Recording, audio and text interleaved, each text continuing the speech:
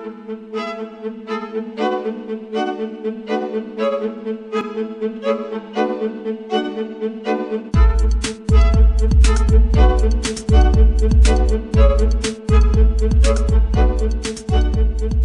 me tell you about Codex Alimentarius. Let me define it for you. Let me help you understand the enemy. And let me assure you that absolutely nothing that I'm going to tell you is exaggerated, is interpolated, or is imagined. Everything I'm going to tell you is documented. And a great deal of it is documented on my website, which is www.healthfreedomusa, one word, healthfreedomusa.org. Let me back up and tell you that I've been watching Codex come toward us for about the last decade. And I've been watching the votes in Congress, which, God help us, is our bastion of support and protection against Codex, and I'll explain why that is. I've been watching the votes to protect our health freedom dwindle until finally in the 109th Congress, without a good deal of activity, we didn't have the votes to protect us. I've been watching Codex accelerate, and I've been watching it expand, and I've been getting more and more troubled. Let me give you a brief rundown of Codex then. After the Second World War, the Nuremberg tribunals were held, in which people who had committed crimes against humanity were judged by the world community in a court run by the United States and Britain, and they were sentenced to terms in prison if they were found guilty of crimes against humanity. One of the people found guilty of crimes against humanity was the president of a huge industrial megalith called IG Farben. IG Farben produced the gas used in the gas chambers, Zyklon B. They produced the steel for the death camps and the railroad lines. They produced the munitions, they produced chemicals, they produced all kinds of stuff. They produced pharmaceuticals. Big pharmaceutical company. So the president of IG Farben was convicted of crimes against humanity. Now, he's a sort of artistic fellow and creative. He was the one who was responsible for the slogan that people saw as they entered Auschwitz, usually for the last time. Arbeit macht frei. Work brings freedom. Creative sort of fellow. So he was sitting in jail and he said, well, that didn't work. What else can we do? I've got it. Food. He who controls food controls the world. So when he got out of jail, he went to his UN buddies and he said, have I got an idea for you? If we take over food worldwide, we have power worldwide. And his UN buddies said, cool idea. And so they created a trade commission. That's a very important pair of words, a trade commission called the Codex Alimentarius Commission. It is not a public health commission. It is not a consumer protection commission. It is a trade commission. Trade is about what? Money. Business. Trade is about profit. Well, they said in 1962, we're going to work toward total global implementation of Codex Alimentarius on December 31st, 2009. Long term. And they set up a bunch of committees on fish and fishery, fats and oil, fruits and vegetables, ground nuts, nutrition and foods for special dietary uses, and so on. There are currently about 27 Codex committees. There are regional organizations, there are task forces, and so on. So it's a huge bureaucratic monstrosity. It's immense. Codex has promulgated well over 4,000 guidelines, standards, and regulations on everything which can legally be put into your mouth, with the exception of pharmaceuticals. They are not part of Codex. Important. Now, Codex standards have no legal weight whatsoever. Zero. So who cares about them? They're just standards. So we're talking about an industry-dominated, regulation-setting organization. But if it has no legal standing, who cares, right? Here's the history of Codex Alimentarius before 1962. The Austro-Hungarian Empire said, we need rules by which the courts can rule on cases involving food. So we'll have regulations and rules that the courts will enforce. That's how they get their weight. That was called the Codex Alimentarius, and it was put into place around 1893 and lasted until the end of the Austro-Hungarian Empire in the First World War. So the idea was there in the Germanic tradition. We need rules, lots of rules, lots and lots of rules. We need a lot of rules. Let's have rules for everything to do with food. So it was sort of a natural extension for the German industrialists to say, we'll go back to the good old days of Codex Alimentarius, back when we had them in the Austro-Hungarian Empire. Cool. So they started promulgating their rules and regulations, and they were voluntary. They were sort of guidelines. Now, Codex Alimentarius Commission is administered by the World Health Organization, WHO, and the FAO, the Food and Agriculture Organization. They fund Codex and they run it at the request of the UN. So they're mommy and daddy to Codex Alimentarius. And that's very interesting because they're supposed to be about health and food worldwide. Some conflicts of interest that we'll talk about. So Codex started promulgating regulations and rules. And the way that's done is that the committees work up a rule, a standard, a guideline, a regulation, and then they get it to what's called Step 8, which is the final step in their administrative process. And then it's presented to the Codex Alimentarius Commission for ratification, like the vitamin and mineral guideline was presented to the Codex Alimentarius Commission on July 4th this past summer. It was ratified, it was approved by consensus, and it is now, despite the propaganda that you're going to hear, if you ever hear about it in the media, it is now mandatory upon any member country of the WTO, the World Trade Organization. Well, what in the world do they have to do with it? And the answer is everything. The World Trade Organization, you see, accepted Codex when the World Trade Organization was formed in 1994. Okay? They said, well, how are we going to decide trade disputes around food if we don't have a set of rules? I know. We'll accept the Codex Alimentarius rules. And all the members of the WTO worldwide will, get ready for an Orwellian term, harmonize with our standards, with the Codex standards. Harmonize. I suggest you capitalize the first 4 letters in your mind. So everybody's supposed to harmonize with Codex. And when they harmonize with Codex, then if they get pulled into the World Trade Organization dispute resolution process, they have a chance of winning. Because, here's the kicker. You ready for this one? If 2 countries go into the World Trade Organization dispute resolution process, and one of them is Codex compliant, and one of them is not Codex compliant, the one that is Codex compliant automatically wins regardless of the merit of the case. People are using Codex compliance as a weapon in a much bigger economic battle. So, every country in the world is racing to do what? To become Codex compliant.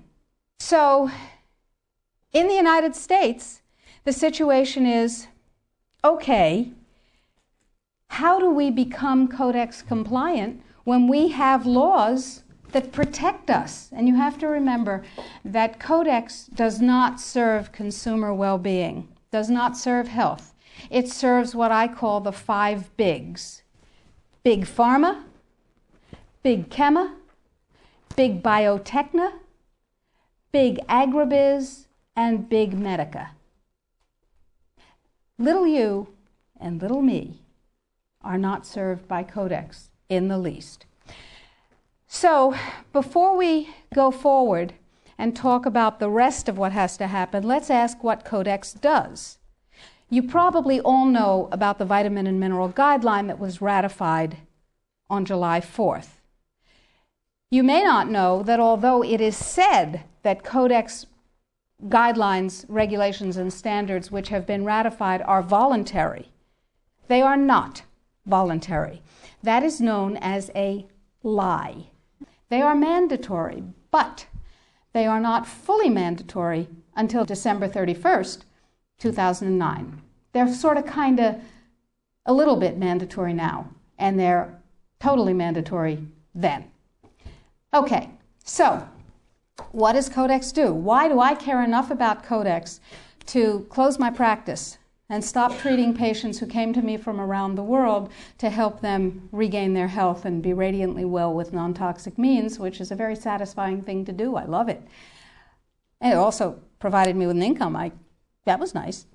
Why am I concerned enough? Okay, let's talk about the vitamin and mineral guideline first. In 1994, here in the United States, DSHEA, the Dietary Supplements, Health and Education Act, was passed, which classifies nutrients and herbs as foods. As foods, you can set no upper limit on them. You cannot set an upper limit on lettuce, lamb, or rutabagas, and similarly, you cannot set an upper limit on vitamin C, echinacea, ginkgo biloba, vitamin D. And access to nutrients is freely given to us. We are allowed to have any nutrients we want because, and this is a very important point, under common law, anything not forbidden is permitted. Codex, on the other hand, is a Napoleonic Code law system. Under Napoleonic Code, anything not permitted is forbidden. That's called a positive list. So, vitamins and minerals. In 1994, we passed DSHEA. Nutrients are foods. We can have as much of them as we want. It's our business.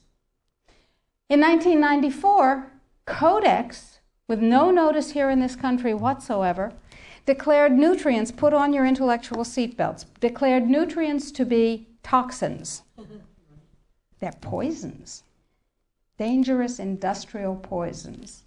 As poisons, we have to be protected from them. How do you protect somebody from a poison? You use toxicology.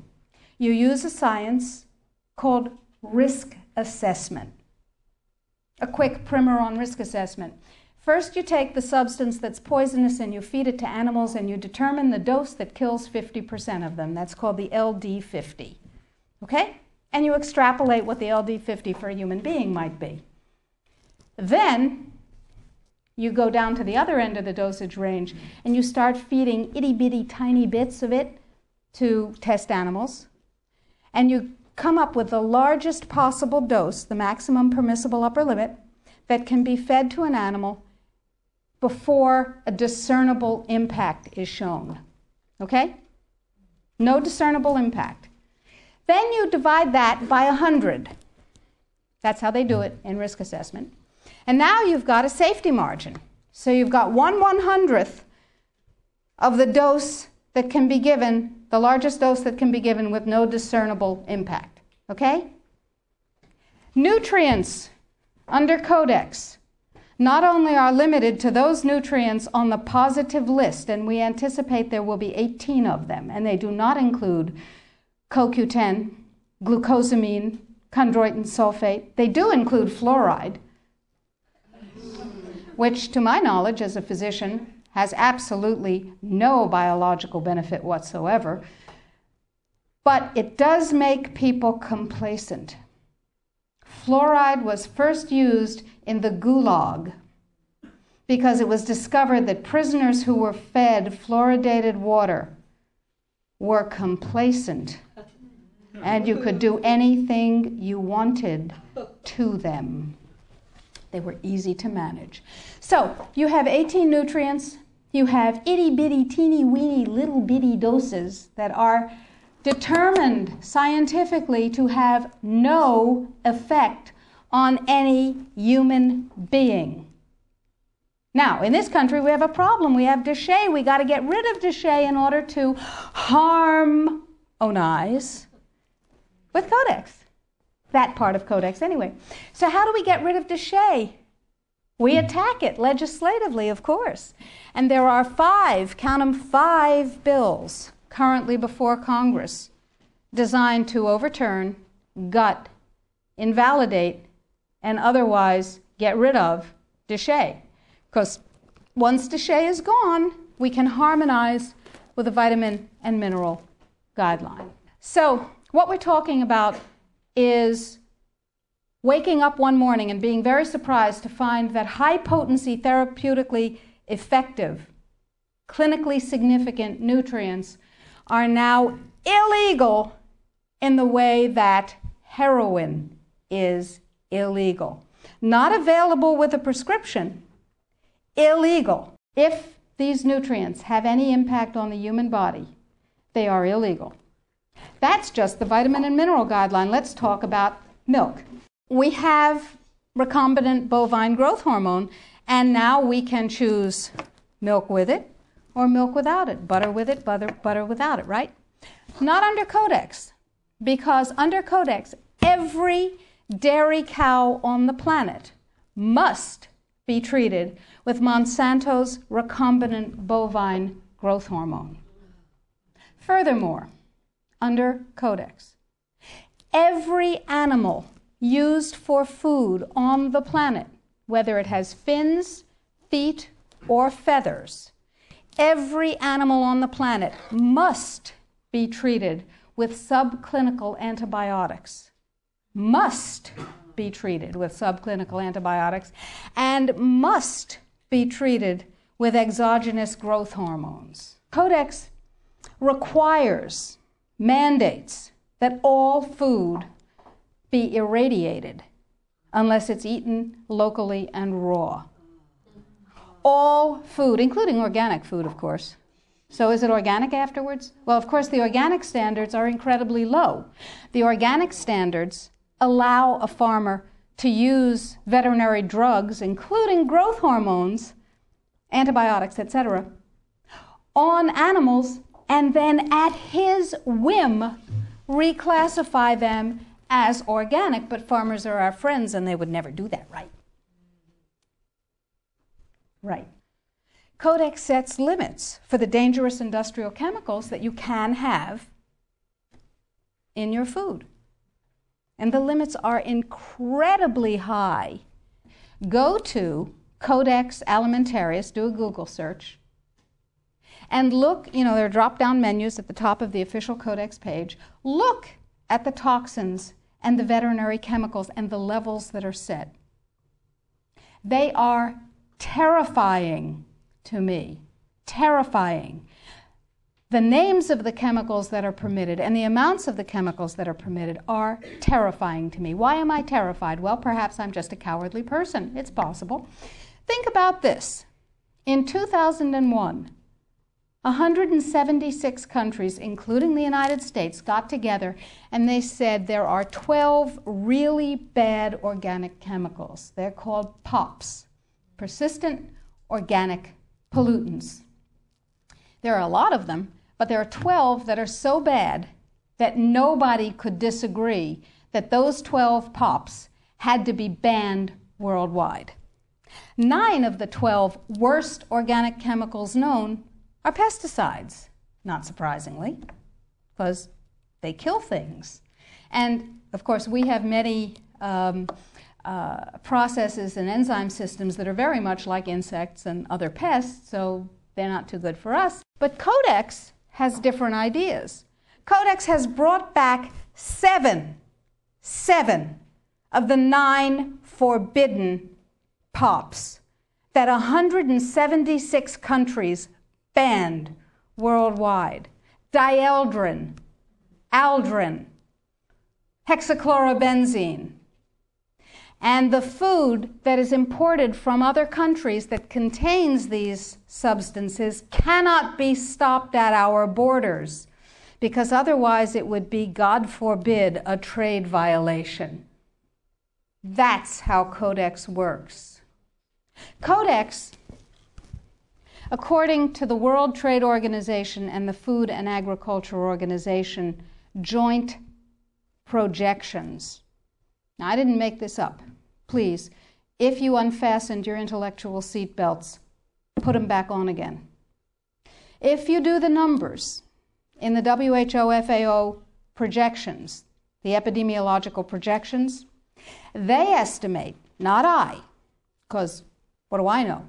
They estimate, they're the experts, that just the vitamin and mineral guideline alone, when it goes into global implementation on December 31st, 2009, will result in a minimum of 3 billion, that's B, bad, big, billion deaths, 1 billion through simple starvation. Those folks who die are not particularly economically successful from the point of view of the corporations. When you're starving to death, how much good can you do when the issue is how much can you buy? Not a lot. Forget them. But the next 2 billion, they will die from the preventable diseases of undernutrition. Cancer, the single most profitable condition ever known to humankind. Cardiovascular disease, a good second. Diabetes, pretty good producer. And a whole host of other preventable diseases. Who will die? Who knows? Who will live? Probably those people who are wealthy enough and powerful enough to have their own pushers of clean food and nutrients. That's who will live. You and I? Probably not. Our children? Probably not. Our grandchildren? Probably not. So we're talking about food regulations that are in fact the legalization of mandated toxicity and undernutrition. It will be illegal if there's a famine in, wherever there's a famine, to ship high nutrient density biscuits to that country, and it will be illegal to distribute them. That's what we're talking about. Codex is big and it's bad, but it's not invulnerable. So the point is that we have to protect ourselves, and I believe that we have to regain global leadership, which we have lost, surrendered, squandered, sold. No global. No, we have. We have sold. Just joining the World Trade Organization surrendered our sovereignty. However, parenthetically, I have a team of constitutional lawyers looking at the following question. Are we members of the WTO? Because if you remember from high school civics, the way you get a treaty to be a real treaty is to have it ratified by a 2/3 majority of the Senate. And the way we got into the WTO was they passed a law allowing Bill Clinton to fast-track us into the WTO. That's not a treaty. We're not in the WTO. All right. Yeah. Now, that's a piece of the battle. Tell George. We will tell George, but I don't think he's going to be relevant by the time we tell him. So that's a piece of it, but that's not going to save our lives right now, because do you know, picture in your mind a wasp or a bee trap where the insect voluntarily goes down the funnel and then can't get up out of the trap again? That's Codex. A regular law can be overturned, it can be repealed, it can be corrected by another piece of legislation. But once we become Codex compliant in any area, as long as we're members of the WTO, it can never be repealed because we have lost the sovereignty to become un-Codex compliant as long as we're in the WTO. So it's like going down that funnel and not being able to get up out of it. So it's very important that we make sure that we do not become Codex compliant. But then we'll be hit with all those big trade sanctions and the country will be destroyed economically, right? No. Remember surprise? One of the principles of war? Remember mass, where you take your strength and put it against the enemy's weakness? Well, here's what we've done. We have a team of lawyers who have spent hundreds of hours with us pro bono. These are good guy lawyers. These two gentlemen and we have spent hundreds of hours studying Codex, understanding its weaknesses, a lot of weaknesses, and constructing a strategy which will take the sucker down. It will take it down. But I need you. You are people that other people come to for information about safe, healthy food and nutrients. You are ready-made dissemination points. You are the 1,000 million, 100 million points of light. Here's what is happening. Every country in the world has to be Codex compliant in order not to get hit by WTO trade sanctions, as I told you, if they're members of Codex in the WTO. And there are a few countries that are not, but I guarantee you they're not of any major significance. So, the question is, what does Codex compliance mean? Well, most people, most countries, most legislators believe that it means they have to adopt as their national standard on that particular subject what Codex ratified. But that's not the case any more than we're in the WTO. That's not the case either. What it means is that the format, the issues, and the subjects covered by a Codex guideline, standard, or regulation have to be addressed in the country's guideline, standard, or regulation on the same topic. So, what we have done is create the first of many alternative Codex guidelines. You can go to our website, www.healthfreedomusa.org, and you will see a little button on the upper right-hand side that says, Sign the Citizen's Petition. Now, to briefly digress, a citizen's petition is not like a grocery store petition that you sign and you bring to somebody and you say, I have 200,000 signatures, and they dump it in the wastebasket, because in their mind, it's one signature, you and your friends wrote 200,000 names. No, it is a legal challenge to the policy of the United States government on Codex. It's called a citizen's petition. It's a legal challenge. We're suing the United States government, saying what you're doing is illegal, folks. Let us tell you how. We want hearings of fact. We want redress. We want correction. If we get what we want, that's dandy. If we don't get what we want, we have gone through a process called exhausting administrative remedies. We have made the case ripe for court. Okay, so I need you and everybody you know to sign this citizen's petition saying this is a bad policy, en masse. And you do this on the web, and you'll see the instructions, and we present the thousands and thousands and thousands of actual physical pages that we print out with people's signatures to the U.S. Codex Office and to the FDA, and they don't like that at all.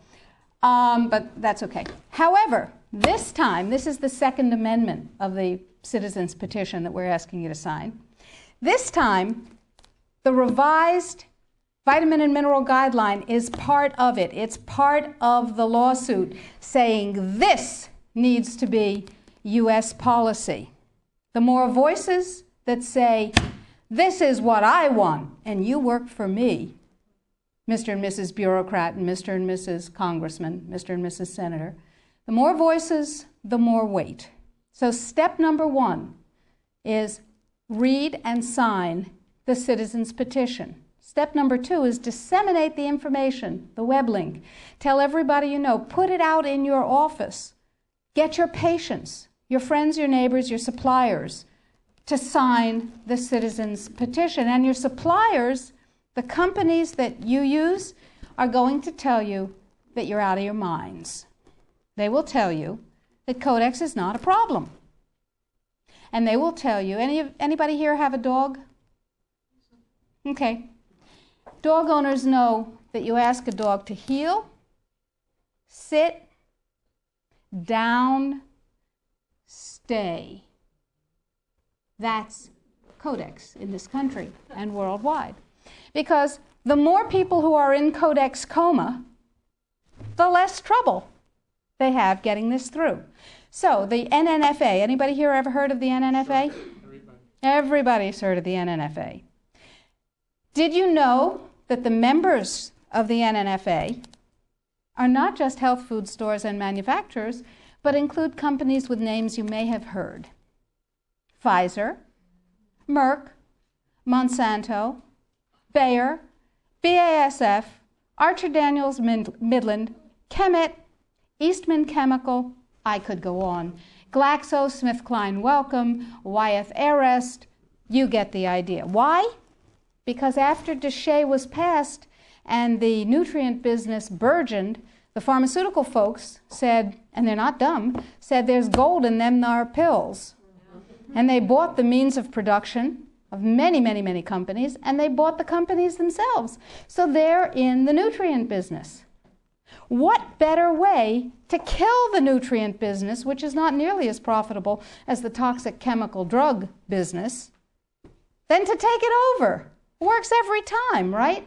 CRN. Anybody here know about CRN?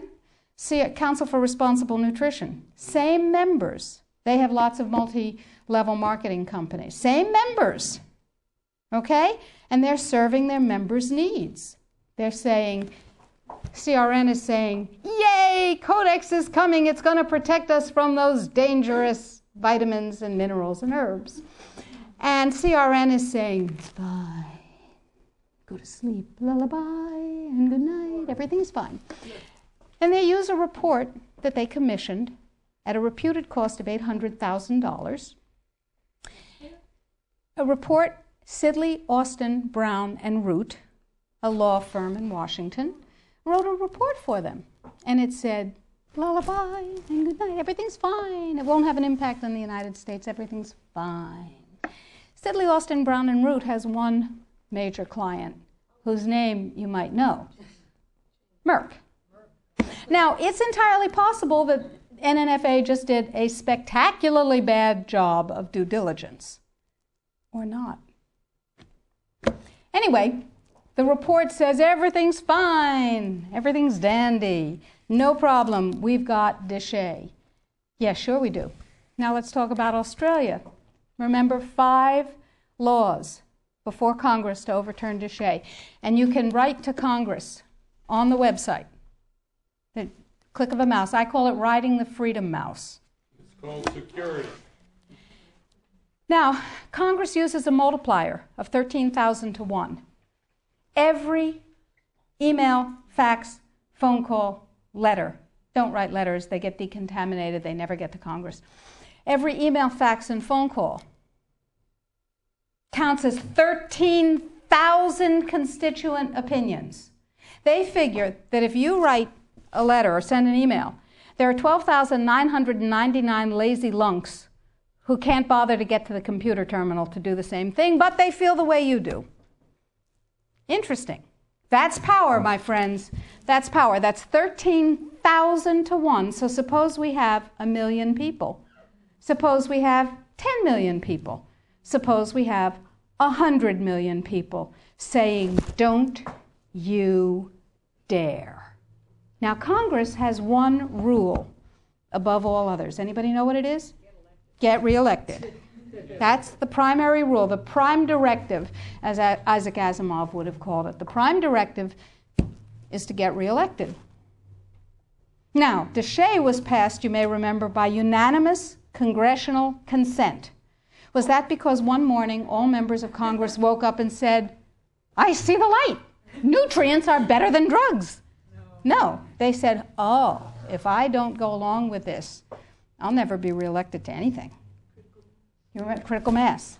Remember, we were out on the streets and we were up on our hind legs and we were making noise and we were rallying and we were writing letters and we said, don't you dare take away my health freedom. Remember? And we won. Except we got fat, dumb, and lazy and stopped protecting ourselves. So now we're in the same place again. Except it's all food instead of just nutrients. So that's point number one. Use the freedom mouse.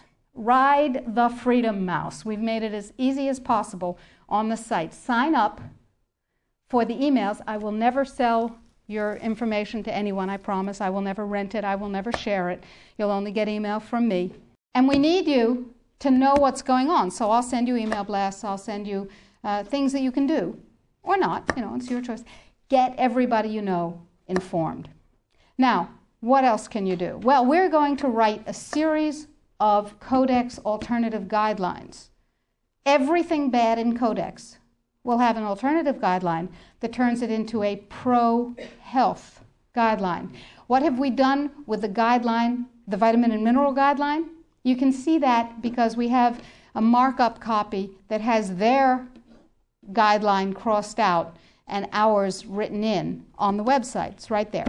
What we've done is turn it into something, into a guideline that mandates biochemically, individually determined optimal health. And it's still Codex compliant. So we said, okay, now we need Congress to adopt this. And we need other countries in the world to adopt this. So Bert and I went to Washington, D.C., and we met with Dana Rohrabacher from Orange County, who said to us, he's a representative, he said, I believe in pesticides. I went, ugh. He said, I believe in GMOs. I went, ugh, ugh. He said, I believe in irradiation of food. I went, ugh, ugh, ugh. But, he said, I believe in your right to not be forced to eat foods that have been processed that way more than I believe in those technologies. I will take this on. We said, oh, that's really nice. And he said, now, we need a coalition. So we went across the aisle, or across the office building, to see Peter DeFazio's staff from Oregon, who is a liberal Democrat, whereas Rohrabacher is a Republican, a libertarian Republican. And DeFazio's on board. And we have large numbers of others who actually never heard of Codex before we told them about it. Never heard of Codex. We have called every health legislative aide in Congress, and we have said, what's your congressman's position on Codex? And they've said, lah. We have spoken to the trade legislative assistants. We've said, what's your congressman's position on Codex? And they've said, on what? They don't know. We had a congressional briefing set up on the 20th of September. I was going to address Congress. Tell them about it. I thought that was cool. 10 days before, it became a briefing on something else. Another freedom click. You need to write to Congress on the site and tell them that they need a congressional briefing, by God, and tell them you want me to brief them. They don't know. They've never heard of it any more than the general public has heard of it. Gee, how'd that happen? Who knows? Every negative part of Codex can be overturned by a guideline, a regulation, or a standard that is positive. So we need your help, because the United States leadership in this guideline and all the positive guidelines to follow is what's going to literally save the population of the planet and save your jobs and your children and your families and mine. Thank you.